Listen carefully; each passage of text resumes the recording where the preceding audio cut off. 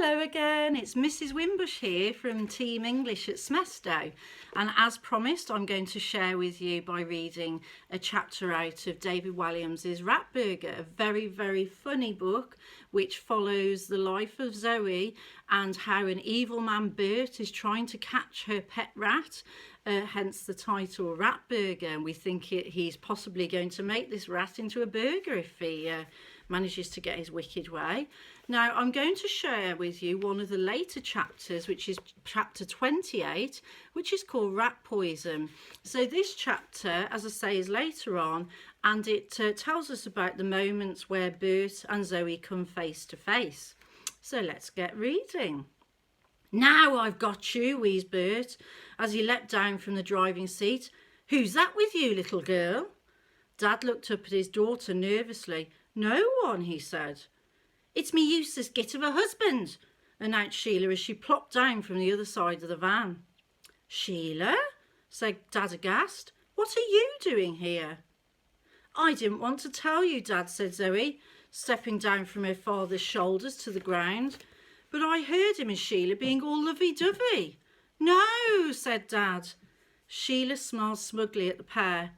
"Yeah, the little weasel's right. I'm going to run away with Bert in his van." The woman strutted over to the rat catcher and took his hand. "We share a deep love for each other. And pulverising rats," added Bert.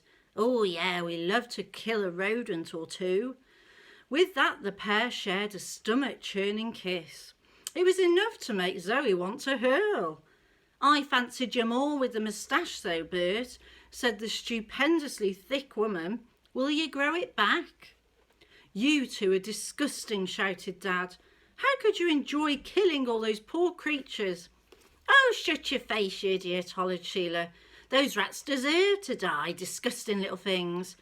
Then she paused for a moment and looked at her stepdaughter. "That's why I murdered your hamster."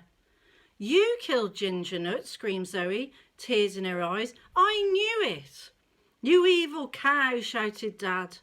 Sheila and Bert shared a sickening laugh, united by cruelty. "Yes, I didn't want that dirty little thing in me flat, so I mixed up some rat poisoning with his food. Ha ha," added the repulsive woman. "How could you do that?" shouted Dad. "Oh, shut your face. It was only an hamster. I always hated it," replied Sheila. "Rat poison, a nice lingering death," added Bert with a breathy laugh. "They just taste a bit funny afterwards is all." Zoe hurled herself at the pair. She wanted to tear them both into pieces. Dad pulled her back. "Zoe, no. You don't know what they'll do." Dad had to use all his strength to stop his daughter from attacking them. "Look, we don't want any trouble," he pleaded. "Just hand over my Zoe's pet rat now and we'll go." "Never," wheezed Bert. "The baby ones are the most succulent. I was saving him for our little date, Sheila." Slowly Bert reached towards the filthy pocket of his apron. "In fact," he said, "I have your precious Armitage right here." Then he pulled the little rat out by the tail. Zoe's pet rat had been in there all along, and not in the cages after all. But Bert had Armitage tied his little hands and feet tightly together with a metal wire so he could not escape. He looked like a little rat escapologist. "No," shouted Zoe when she saw him like that.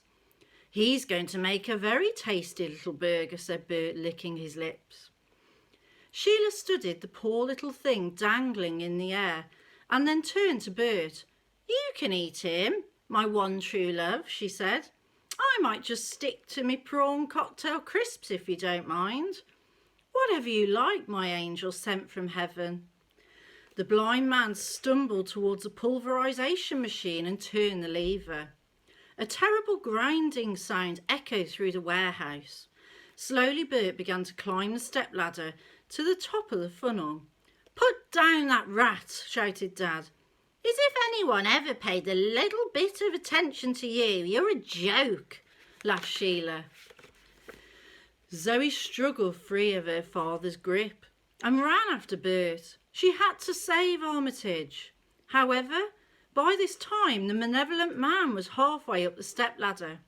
and poor little Armitage was wriggling his little body as much as he could and squeaking in terror. Zoe grabbed at Bert's leg, but he shook his foot violently to shake her off. Bert then kicked her in the nose with the heel of his boot. She was knocked down hard on the concrete floor below. "Ah!" screamed Zoe. Dad sprinted over to the ladder and pursued the rat killer up onto it. Soon the two men were standing precariously at the top step, the ladder swaying side to side until their combined weight under their combined weight. Dad grabbed Bert's wrist and pushed it down to force him to release his grip on the little rat. "Drop me husband in the burger machine while you're at it," jeered Sheila. Dad's elbow brushed up against Bert's face and knocked the rat catcher's glasses off his head. Coming face to face with the dark pools where the man's eyes should have been, Dad was so horrified he stepped back and lost his footing. His foot slipped backwards off the top of a stepladder towards the funnel. He began to slide down into the pulverization machine. Dad desperately grabbed onto Bert's apron for survival, but it was too greasy. He was instantly losing his grip. "Please, please," said Dad, "help me up." "No, I'm going to feed you to the children," rasped Bert, his laugh rattling around his throat, prizing Dad's fingers one by one off his apron. "And your daughter is next." "Yeah, throw her in as well," cheered on Sheila. Badly winded, Zoe rose unsteadily to her hands and feet and crawled over to the stepladder to help her father. Sheila desperately tried to stop her, grabbing the little girl brutally by the hair and yanking her back.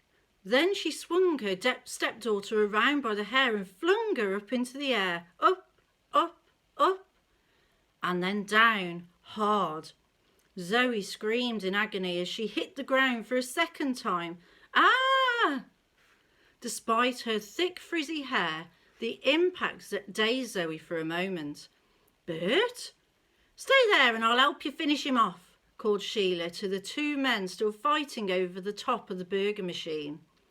Slowly, the grotesquely large lady made her way up the steps, the ladder creaking under her considerable weight.